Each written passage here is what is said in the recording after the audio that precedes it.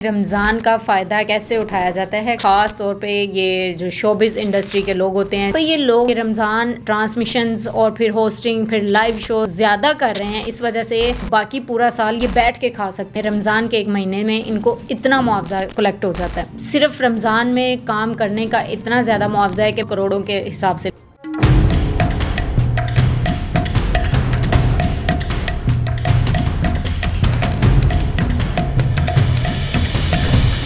अस्सलामुअलैकुम नाजरीन, मैं हूं आपकी होस्ट इकरा चौधरी और आप देख रहे हैं विजन वाइब। नाजरीन, आज मैं आपके लिए एक ऐसी ख़बर लेकर आई हूं, एक ऐसी न्यूज़ आपको बताने लगी हूं जो कि रमज़ान के हवाले से है और शोबिज़ इंडस्ट्री के हवाले से है। जैसा कि आप लोगों को पता है कि मैं डेली आप लोगों के लिए शोबिज़ की नगरी से कुछ ना कुछ लेकर आती रहती हूँ, तो आज भी कुछ ऐसा ही है। आज मैं आपको बताने लगी हूँ कि रमज़ान का फ़ायदा कैसे उठाया जाता है, ख़ास तौर पे ये जो शोबिज़ इंडस्ट्री के लोग होते हैं, जो कि पहले इस तरह होता था कि जैसे ही रमज़ान शुरू हो जाता था तो पहले ही वो बताना शुरू कर देते थे कि हम आपको टाइम नहीं दे सकते, रमज़ान में हम काम नहीं करेंगे। तो अब क्या देखा जा रहा है, अब ये देखा जा रहा है कि पूरा साल बेशक अदाकार या एक्ट्रेसेस वगैरह कुछ काम करें या ना करें, लेकिन रमज़ान में वो काम ज़रूर करते हैं और भरपूर तरीके से ये पूरा महीना वो काम करते हैं। और आजकल तो रमज़ान में बिल्कुल भी इनको ऑफ़ नहीं होता, या फिर ये कंटिन्यूसली वर्किंग जारी रहती है इनकी। तो इसके पीछे क्या है मैं आपको बताती हूँ।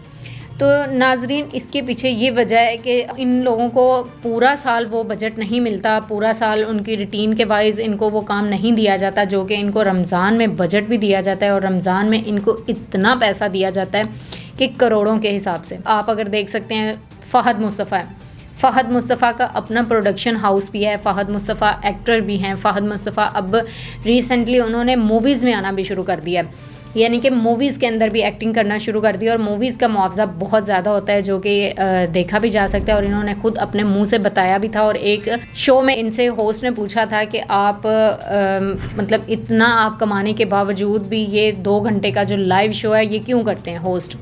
तो इन्होंने ये बताया था कि मुझे उतना पूरी इंडस्ट्री नहीं मुझे दे सकती जितना मुझे ये सिर्फ 2 घंटे बोलने का मुआवजा मिलता है, यानी कि मुझे ARY इतना ज़्यादा पैसा देता है, जिसकी वजह से मैंने अपना प्रोडक्शन हाउस चलाया, जिसकी वजह से मैं वहाँ से मैं उनको पेमेंट करता हूँ। जो भी अदाकार या अदाकाराएँ हैं तो मैं उनका जो मुआवजा होता है ये मैं इसी 2 घंटे लाइव शो में बोलने का जो मुआवजा होता है ये वहाँ से ही निकलता है मेरा। और इसके अलावा उन्होंने कहा था कि रमज़ान शो जो होता है, लाइव शो, रमज़ान शो और इसके बाद ये ट्रांसमिशंस वगैरह, ये मुझे इतना पैसा देते हैं कि मैं आप लोगों को बता नहीं सकता। और इसके अलावा वसीम बदामी हैं, फिर इकरार उल हसन हैं, और इसके अलावा जो है आयज़ा ख़ान हैं, जो कि उनका भी यही कहना है कि सिर्फ रमज़ान में काम करने का इतना ज़्यादा मुआवजा है कि मैं ये लाखों और करोड़ों के हिसाब से लेती हूँ। तो जनाब, अब रमज़ान में ये रेस्ट करने की बजाय, रमज़ान में ये इबादत करने की बजाय, रमज़ान में ये रोज़े रखने की बजाय ये क्या इन्होंने शुरू कर दिया है, इन्होंने पैसे पे मरना शुरू कर दिया है। हालांकि इनके पास ऑलरेडी बहुत पैसा है। इकरार उल हसन ने अपने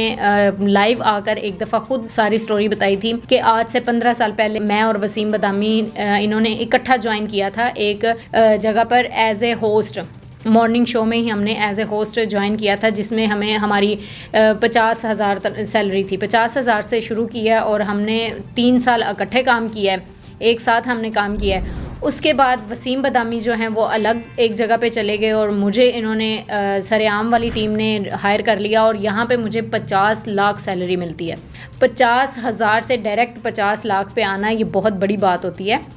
और उसके बाद इन्होंने बोला कि मुझे एक और जगह से ऑफ़र आई थी, जिन्होंने मुझे 1 करोड़ लगभग बोला था। वालिद साहब ने मुझे ये बात कही थी कि तुम्हारी वजह से मुझे लोग जानते हैं और मुझे लोग इतना अच्छा कहते हैं कि आपका बेटा ये बहुत अच्छा काम कर रहा है, ये कर रहा है, वो कर रहा है, यानी कि इंसाफ पसंद है, यानी कि इंसाफ दिलवाता है और इंसाफ करता है। तो तुम मेहरबानी करो और इसी में ही रहो। तो इकरार उल हसन का कहना है कि मेरा वहाँ पे आके प्लान चेंज हो गया और जहाँ से मुझे करोड़ आ रहा था तो मैंने उसको डिसमिस कर दिया और मैंने कैंसिल कर दिया। मैंने उनको बोला कि मैं नहीं कर सकता। और जहाँ से मुझे 50 लाख मिल रहा था सरेआम वाली टीम से, तो उनसे मैंने ये बात की कि मुझे तो वहाँ से करोड़ मिल रहा है, तो आप बेशक मुझे करोड़ ना दें, लेकिन मेरा 50 लाख से भी बढ़ा दिया जाए।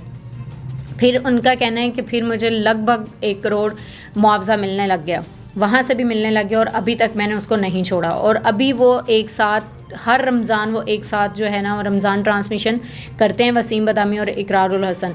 यानी कि वो जो वहाँ से इनको करोड़ आता है मंथली, यहाँ से इनको बहुत ही आना शुरू, इससे भी कहीं डबल ट्रिपल आता है। तो अब ये लोग जो होते हैं ये रमज़ान ट्रांसमिशंस और फिर होस्टिंग, फिर लाइव शोज़, ये जो ज़्यादा कर रहे हैं इस वजह से कर रहे हैं क्योंकि इनको बाकी पूरा साल ये बैठ के खा सकते हैं इतना, ये रमज़ान एक महीने, रमज़ान के एक महीने में इनको इतना मुआवजा कलेक्ट हो जाता है। अब मुझे इस चीज़ की टेंशन है कि दीन को बिल्कुल भूलते जा रहे हैं लोग। पहले इतनी खुशी होती थी, एक्साइटमेंट होती थी जब हम ये सुनते थे कि कोई भी अदाकारा है या फिर अदाकार हैं तो वो क्या करते हैं, रमज़ान के लिए बिल्कुल एग्री नहीं होते, ड्रामाज़ के लिए, किसी भी चीज़ के लिए। वो कहते हैं हमने रोज़े रखने और हमने घर रहना है। तो रोज़े तो बिलाशुबा ये रखते हैं, बेशक ये रखते हैं, और ये इनका है कि ये रमज़ान में रोज़े नहीं छोड़ते। मैंने खुद पर्सनल, मेरा एक्सपीरियंस है कि मैंने इनको देखा हुआ है कि ये रोज़े नहीं छोड़ते रमज़ान में। ये रोज़ा इनका बिल्कुल होता है, लेकिन सहरी अफ्तारी इनकी सेट पर होती है।